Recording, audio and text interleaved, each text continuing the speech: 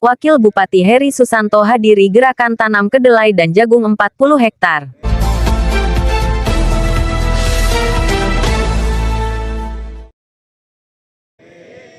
Gunung Kidul, Mitra Negara Jogja. Wakil Bupati Gunung Kidul Heri Susanto Eskom, MC dan Insinyur Supriyono bersama kelompok tani Poktan Bima Utama lakukan gerakan tanam kedelai dan jagung sebanyak 40 hektar.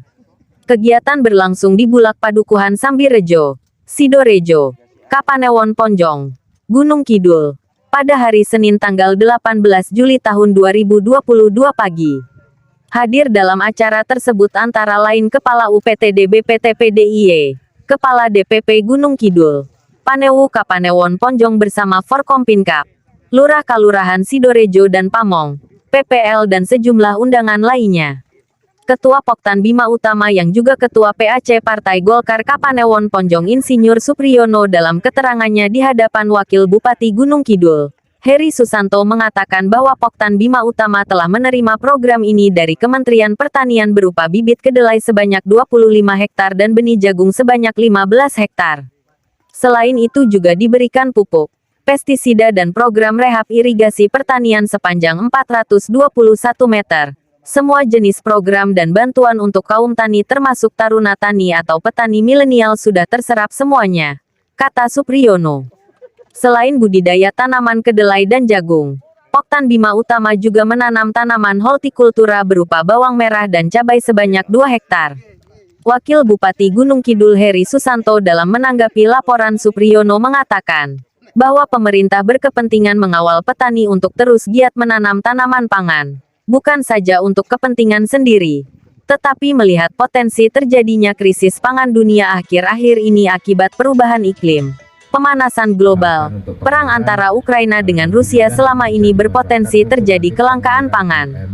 Jadi kalau Wakil Bupati sampai belusukan ke sawah-sawah bukan untuk kepentingan petani saja, melainkan untuk seluruh masyarakat Indonesia, jika perlu mensuplai kepentingan luar negeri.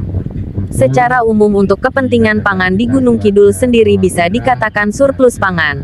Biasanya para petani kita di Gunung Kidul itu sudah stok pangan dengan cara disimpan untuk kebutuhan sehari-hari. Kalau panen besar kan tidak mungkin dikonsumsi sendiri. Artinya dengan kita jual hasil produksi pertanian kita sudah membantu kebutuhan pangan orang lain. Jelas Wakil Bupati. Sejatosipun kalau di Gunung Kidul sendiri soal pangan bukan masalah. Insya Allah surplus. Bahkan tidak sedikit warga masyarakat kita, budaya masyarakat kita, kalau hasil panennya itu disimpan, disentong-sentong. Istilahnya kalau di kami itu disentong. Itu baik itu padi, jagung dan sebagainya. Kalau jagung biasanya itu dipogo. Artinya sebenarnya kebutuhan pangan di Gunung Kidul tidak ada masalah.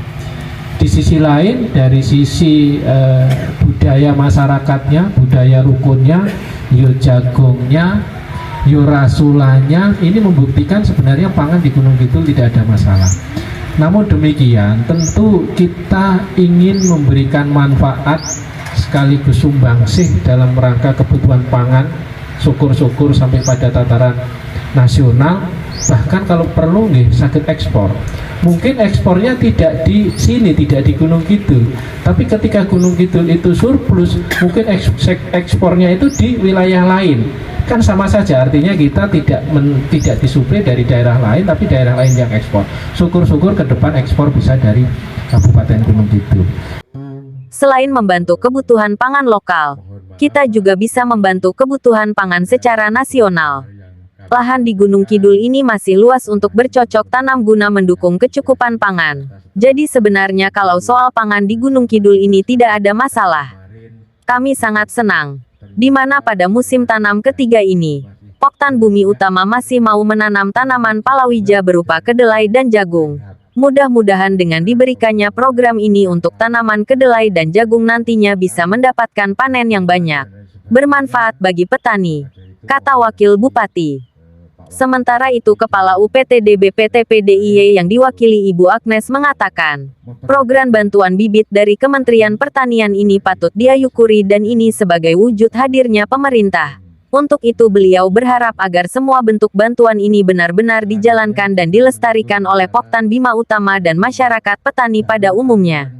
Reporter Wajio, Mitra Negara Ki mengabarkan.